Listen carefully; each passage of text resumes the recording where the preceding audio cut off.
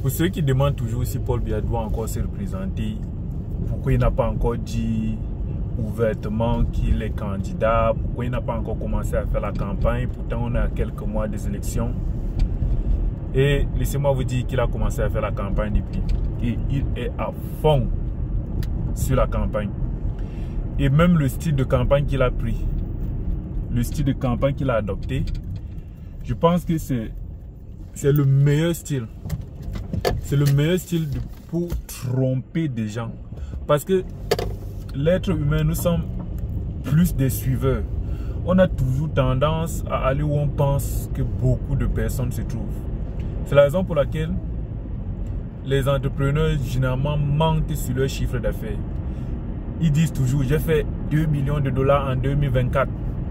Mais si tu vois bien, il n'a même pas fait 500 000 dollars.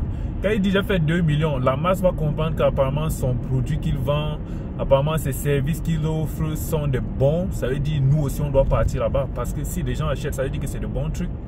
Ce qui fait, en mentant sur leur chiffre d'affaires, ils ont généralement pour habitude d'avoir plus de clients. C'est ce qu'ils sont en train de faire là au Cameroun. Tu vois, ils envoient ces ministres, ils partent regrouper 10-15 personnes dans un endroit venant d'une communauté et on dit que cette communauté entière demande au président de se présenter. Vous voyez dans une place où 15 personnes se trouvent, on vous dit toute la communauté a demandé au président Paul Biya de se présenter. Ils partent dans les mosquées, tous les musulmans demandent au président de se présenter. On voit 3 mototaximens, on dit tous les mototaximens ont promis 98% au président. On parle même dans les cimetières, on dit tous les morts, ceux qui sont morts là, on dit qu'ils ont demandé au président de se présenter. Ha! Les morgues, on dit tous ceux qui sont frais là, ils demandent au président de se présenter. Et nous sommes là, nous sommes en train de voir ça. Pour un peuple qui réfléchit, un peu, est-ce qu'on doit appeler un président à se présenter ou bien lui-même doit faire sa campagne?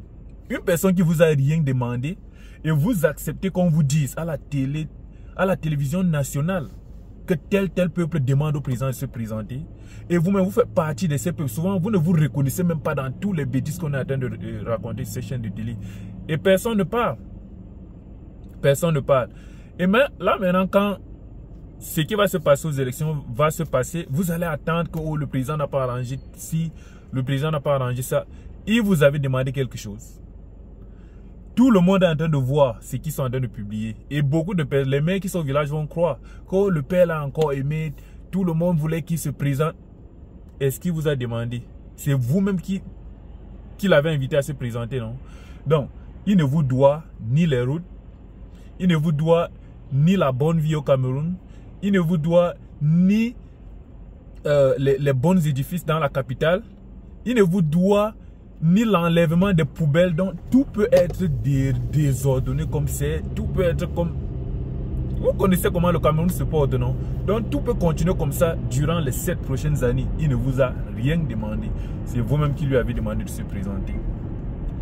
Donc, ne vous dites pas qu'il n'a pas encore commencé la campagne. Et il est à fond sur la campagne. C'est même d'abord lui qui a d'abord commencé même la campagne avant tous les autres opposants que vous pensez là.